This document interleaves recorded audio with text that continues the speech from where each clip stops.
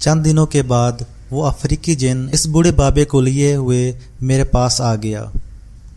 बाबा क्या था, कोई हैबतनाक पहाड़ था और पुरअसरार कुव्वतों का अजीम मालिक और इंसान था। इंसान मुराद इंसान नहीं, वो जिन था जिसे मुहावरतन कहते हैं। वो वाकई पुरअसरार कुव्वतों का मालिक जिन था। मैंने इसकी तवाज़ियो की, इसकी मखसूस खुराक दी। बाबा बहुत खुश हुआ क्योंकि मैंने बाबे को इसकी मखसूस खुराक गाय का गोश्त दिया। 3.5 मन गाय का गोश्त दिया। मेरे दोस्त जिन्नात इस खिदमत पर मामूर हैं। मैं इन्हें पैसे देता हूँ, वो कीमतन गोश्त ला कर देते हैं या वो अपनी गाय खरीद कर ज़िबा करते हैं।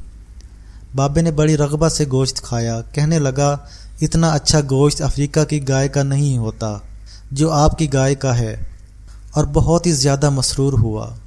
अब हम अपने मौजू पर आए और वो जिन जो इन्हें साथ लाए थे वो कहने लगे, जब आप अफ्रीका आए थे और आपके जाने के बाद मैं इस बाबे के पास गया और आपका तज़किरा किया कि ऐसे ऐसे एक दरवेश अल्लामा साहब हमारे पास तशरीफ़ लाए थे, जिनके पास बेशुमार जिन्नात यहाँ से भी आते जाते हैं। उन्होंने या कहारों के कुछ कमालात बताए थे। तो एकदम बाबा चौंक पड़ा। कहने लगा, इस बंदे से मुझे मिलाओ, मेरे पास एक अमल है जो राज की शक्ल में है। मैं इस बंदे को देना चाहता हूँ जिस बंदे ने सारे लाखों करोड़ों जिन्नात के मजमे को ये अमल बताया है और सब का भला किया है। जो भला करना जानता है इसका भला मैं भी करूँगा, और मैं इसे खुद बताऊँगा, तुम्हें नहीं बताऊँगा। लिहाजा ये जादूगर जिन बाबा आपकी खिदमत में हाजिर है, आप खुद इनसे बात कर लें। मैंने बाबा जी का शुक्रिया अदा किया और इनसे अर्ज़ किया कि वो राज आप मुझे ज़रूर बताएं जो या कहारों के सिलसिले में आपकी ज़िंदगी में आया है। बाबा जी कहने लगे, बात कुछ इस तरह कि मैं एक इंसान औरत पर आशिक था। मैंने ज़िंदगी में बहुत गुनाह किए हैं।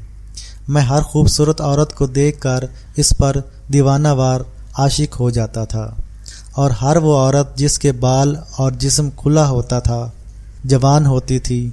और फिर बाबे ने जो बातों बातों में बात कही जो मेरे दिल को लगी कि वो हर औरत जो खुला जिस्म, खुले बाल और बरहना बदन, बरहना लिबास, नमाज तस्बीह की जिसको तौफीक ना हो, मैं इस पर ज़रूर आशिक होता था, और हम सब जिन इस पर आशिक होते हैं।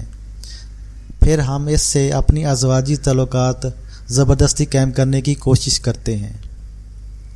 फिर इसके घर में हम झगड़े करवाते हैं, मियाँ बीवी में नाचाकियाँ करवाते हैं, औलाद की नाफरमानियाँ पैदा करते हैं, बीमारियाँ पैदा करते हैं, नुकसान करवाते हैं, हर चीज़ ख़राब करते हैं। इनको जाते हैं ताकि इनको सुकून ना मिले। अगर सुकून मिलेगा तो हमारे काम के काबिल नहीं रहेगी, और ऐसी लड़कियां और औरतें वो हमारा तरनवाला होती हैं।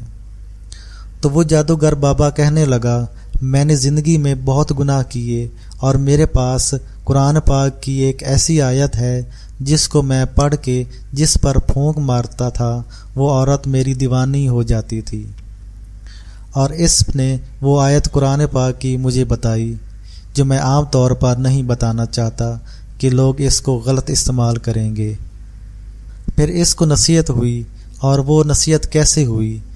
अफ्रीका के गार के अंदर एक मुसलमान इंसान बुजुर्ग रहा करते थे जो अपनी तस्बीह पर हर वक्त सिर्फ अल्लाह समद पढ़ते थे और बहुत ऊंची आवाज़ में पढ़ते कि पहाड़ भी दहल जाते थे, और सिर्फ नमाज के औकात में बाहर निकलते और चंद इंसान मौजूद होते जो इनकी ज़ियारत के लिए आते।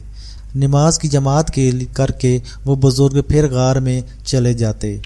मुख्तसर सा खाते पीते इनका जिस्म सूख कर कांटा हो गया था। एक दिन मैं एक इंसान औरत को उठाकर वहाँ से गुज़र रहा था तो इनके अल्लाह उस्समाद ने मुझे आगे ना जाने दिया। मुझ पर गशी सितारी हो गई। आखिरकार मैं वहाँ रुक गया। इस औरत को मैंने वहाँ बिठा दिया। वो बेहोश थी। मेरा इसके साथ हस्बे मामूल गुनाह का इरादा था। لیکن اس بزرگ کے اللہ الصمد نعرے اور وجدان نے مجھے دیوانہ کر دیا۔ میں اس کو سننے بیٹھ گیا۔ جو سنتا جاتا تھا میرا دل ٹکڑے ٹکڑے ہوتا گیا۔ 3 راتیں اور 4 دن میں مسلسل اسی وجدان میں بیٹھا رہا اور اللہ الصمد سنتا رہا۔ آخر مجھے ہوش آیا اور مجھے احساس ہوا کہ میں زندگی کی جن راہوں پر چل رہا ہوں وہ راہیں بہت غلط ہیں۔ اللہ کے نام نے، اللہ کے ذکر نے اور اللہ کے نام کی تسبیح نے میرے دل کی دنیا بدل دی۔ میرے دن رات بدل گئے۔ میں انتظار کرنے لگا کہ اس بزرگ کو کیسے اپنا دل دکھاؤں، کیسے اپنے حال بتاؤں۔ پہلے سوچا کہ اس عورت کو واپس چھوڑاؤں۔ مسلمان عورت انسان تھی، اس کو واپس اس کے گھر چھوڑ کر اس بزرگ کی غار کے پاس آ کر بیٹھ گیا۔ ایک دن بزرگ عصر کی نماز کے بعد غار سے باہر نکلے اور مجھ پر نظر پڑی۔ میں نے ان کی قدم بوسی کی، ہاتھ چومے، پاؤں چومے۔ مجھ سے پوچھنے لگے کیسے آئے ہو؟ میں نے رو رو کر اپنی بات بیان کی۔ فرمانے لگے نماز کے بعد بات کریں گے۔ میں ایک طرف بیٹھ گیا۔ میں نے نماز نہ پڑھی، حالانکہ میں آباء و اجداد سے مسلمان ہوں، لیکن غلط راہوں پر بہک گیا تھا۔ انہوں نے مجھے نماز کا بھی نہ کہا۔ نماز کے بعد وہ مجھے غار کے اندر لے گئے۔ ایک ٹوٹی چٹائی بچھی ہوئی تھی، ساتھ ایک پانی کا گھڑا پڑا ہوا تھا، اس پر مٹی کا پیالہ تھا اور ایک بہت بسیدہ قرآن پاک ساتھ پڑا ہوا تھا، اور 2 کھانا کھانے والے لکڑی کے برتن تھے اور ایک سیاہ رنگ کی چادر تھی۔ بس اس کے علاوہ کچھ بھی نہیں تھا۔ اس غار میں اور میں نے دیکھا کہ غار میں 7 سانپ آ رہے تھے اور جا رہے تھے، اور ان بزرگ سے ان کو کچھ خوف نہیں تھا۔ میں دیکھ رہا تھا کہ ان موٹے زہریلے سانپوں کا وہاں آنا جانا لگا ہوا تھا، اور کچھ اور زہریلی چیزیں بھی تھیں، لیکن ان بزرگوں کو ان سے کوئی خوف نہیں تھا۔ ان بزرگ نے ان سے کوئی اثر تک نہ لیا۔ میں ان کے سامنے رو کر اپنے گناہوں کی داستان بیان کرتا رہا۔ کرتے کرتے آخر میں نے ان کے ہاتھ توبہ کی، ایمان کی تجدید کی۔ ایمان کی تجدید کرنے کے بعد وہ مجھ سے فرمانے لگے، دیکھ ایسا کر، تو سارا دن یا قہارو پڑھا کر، تیرے اوپر جادو ہے اور تیرے اوپر شیطانی چیزوں کی سخت نظر بد ہے اور سخت اثرات ہیں، تو بس سارا دن یا قہارو پڑھا کر۔ میں نے ان سے عرض کیا، حضرت آپ مجھے اللہ الصمد کی اجازت دیں۔ فرمایا نہیں، یہ اجازت ابھی میں نہیں دے سکتا، تو یا قہارو پڑھا کر۔ کہنے لگے میں نے یا قہارو پڑھنا شروع کیا، اور یا قہارو ایک دن کے اندر میں ہزاروں لاکھوں کی تعداد میں پڑھ لیتا تھا۔ بس اس دن کے بعد میری زندگی کے دن رات بدلنا شروع ہوئے۔ پھر میرے اوپر یا قہارو کے کمالات کھلے کہ ساری کائنات کو جو بھی حفاظت کا سامان ملتا ہے وہ یا قہارو کی برکت سے ملتا ہے، اور ساری کائنات پر جتنے بھی شرور، آفات، بلیات مختلف شکلوں میں ہٹتی ہیں وہ یا قہارو کی وجہ سے ہٹتی ہیں۔ کہنے لگے یا قہارو کے وہ کمالات آپ کو بتا سکتا ہوں، آپ گمان نہیں کر سکتے۔ پھر اس جادوگر جن نے وہ عمل بتایا جس عمل کو بتانے کے لیے وہ میرے پاس آئے تھے۔ کہنے لگے اگر گرمی ہے تو کچا برتن، پرات یا کوئی لوہے کا تھال نما برتن لے کر 4 پائی پر بیٹھ کر اس میں اپنے پاؤں ڈبو لیں۔ پانی ٹھنڈا ہو اور اگر سردی ہو تو گرم پانی میں پاؤں ڈبو لیں۔ پاؤں ڈبونا بہت ضروری ہے، اور باوضو بیٹھ کر آپ 1100 بار یا قہارو پڑھیں، اور تصور کریں جس جادو سے، جس گناہ سے، جس عیب سے، جس بدکاری سے یا شراب اور جوئے اور نشے سے نجات آپ چاہتے ہیں یا کسی اور کو دلانا چاہتے ہیں، اپنے لیے بھی پڑھ سکتے ہیں، کسی کا تصور کر کے بھی پڑھ سکتے ہیں۔ وہ پڑھنا شروع کر دیں۔ روزانہ ایک وقت مقرر ہو، قبلہ رخ بیٹھ کر پانی روز بدلنا ہے۔ اس پانی کو گرا دیں۔ اس وظیفے کو روزانہ پڑھنا ہے، 11 دن، 21 دن، 71 دن، 91 دن آپ پڑھیں۔ صبح شام پڑھنا چاہیں تو فائدہ زیادہ ہوگا، ورنہ ایک وقت بھی پڑھ سکتے ہیں۔ آپ کا جادو، اثرات، بندش، کالی دنیا، کالے اثرات، یہ سب کچھ ختم ہو جائے گا۔ کہنے لگے کہ میں جنات کو یہ چیزیں اکثر بتایا کرتا ہوں۔ ایک جن میرے پاس آیا، مجھ سے کہنے لگا میرے اوپر کسی نے جادو کر کے میرے بدن کو سیاہ کر دیا ہے۔ میں نے اسے یا کہاروں کا یہ پانی والا عمل بتایا اور سختی سے کہا کہ اس پانی کو استعمال نہیں کرنا اور نہ پانی کوئی گھر والے استعمال کرے، کیونکہ سارا جادو سر سے نکل کر پاؤں اور پاؤں سے نکل کر پانی میں چلا جاتا ہے۔ اور اگر کوئی سخت بیماری ہے، سخت مریض ہے، کسی بھی مرض میں مبتلا ہے، وہ پانی میں پاؤں رکھ کر یا کہاروں کا عمل کرے اور ساری بیماری، سارے روگ، سارے تکلیف جسم سے نکل کر پانی میں چلی جاتی ہے۔ جب وہ جسم سے نکل جاتی ہے تو اس پانی کو نالی میں یا کہیں پھینک دیں، ہر روز نیا پانی ہو۔ بعض لوگوں کے تو پانی کی رنگت تبدیل ہو جاتی ہے، اور یہ بھی واقعات بے شمار ہیں۔ میں نے اس جادوگر جن کا شکریہ ادا کیا، اس کی مزید خدمت کی، تحائف دیے۔ اس جادوگر نے بہت عجیب و غریب عمل دیے۔ ایک ایسا عمل بھی دیا کہ جس سے وہ حجاب الابصار کا عمل دیا۔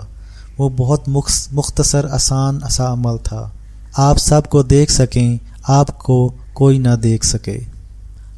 کہنے لگے کہ اس عمل کو میں نے افریقہ کے بہت سے لوگوں کو دیا اور خود کرایا۔ انہیں وہ اس عمل کی وجہ سے حج کر کے آ گئے، سواری میں خود جا کے بیٹھ گئے، نہ ویزا نہ ٹکٹ، کچھ بھی نہیں۔ کوئی بحری جہاز کے ذریعے، کوئی ہوائی جہاز کے ذریعے، بہت سے غریب مفلس لوگ حج کر کے آئے۔ کہنے لگے کچھ لوگ تو ایسے ملے کہ کعبہ کا دروازہ کھلا اور وہ کعبے کے اندر چلے گئے۔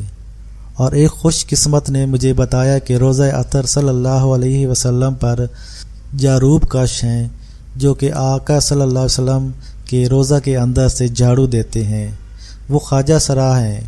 ایک دن انہوں نے رات کی تنہائی میں دروازہ کھولا، میں مسجد نبی کے اندر رہ گیا۔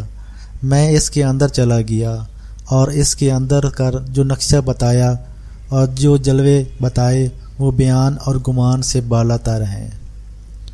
میں نے ان جادوگر بابا جی کا شکریہ ادا کیا، اور میں نے چلتے ہوئے جو ایاک نعبد و ایاک نستعین کا عمل میں نے پہلے بتایا تھا، وہی عمل انہیں بھی بتایا کہ ہر رکعت میں ایاک نعبد و ایاک نستعین کی تکرار کرنا ہے۔ کچھ ہدیہ پیش کیا، بہت خوش ہوئے، انہوں نے بہت پسند آیا۔ کہنے لگے کہ یہ ایاک نعبد و ایاک نستعین کے میرے تجربات تو ہیں، لیکن اس ترتیب اور ترکیب کے ایاک نعبد و ایاک نستعین، ایاک نعبد و ایاک نستعین کے تجربات مجھے پہلی دفعہ ملے ہیں۔ میں نے جس شخص کو بھی ایاک نعبد و ایاک نستعین کا یہ عمل دیا ہے، مجھے آج تک کوئی ایک شخص بھی ایسا نہیں ملا جس کو نفع اور فائدہ نہ ہوا ہو۔ ایسے لوگ بھی ملے جن کی زندگیوں میں وبال، بلائیں، پریشانیاں، دکھ اور الجھنوں نے ڈیرے ڈال دیے تھے۔ ایسی عورتوں نے کیے جن کے رشتے نہیں ہوتے تھے، جن کے بال سفید ہو گئے تھے۔ ایسی ماؤں نے کیے جن کی اولادیں نہیں ہوتی تھیں۔ بس اس کو مستقل کرتے رہنا ہے، چند دن، چند ہفتے، چند مہینے کرتے رہنا ہے، جب تک کامیابی نہیں ملتی۔ مقدمات میں کامیابی، مشکلات سے دوری، مسائل کا حل، غموں سے دوری، دکھوں سے دوری، زندگی کی ہر مشکل کو دور کرنے اور پریشانی کو دور کرنے کے لیے اس سے بڑا وظیفہ شاید کہیں نہ ملا ہو۔ میری طرف سے تمام قارئین کو پھر اس کی اجازت ہے، اس کو جتنا کریں اتنا اس کا نفع پائیں گے، اور جتنا کریں اتنا اس کا کمال پائیں گے۔ کبھی آئندہ آپ کو چند ایسے عبرتناک مشاہدات بھی بتاؤں گا کہ جن کس طرح لوگوں کو بیمار کرتے ہیں اور بیماری میں ان کا کتنا دخل ہوتا ہے اور ان کی ترکیب کیا ہوتی ہے۔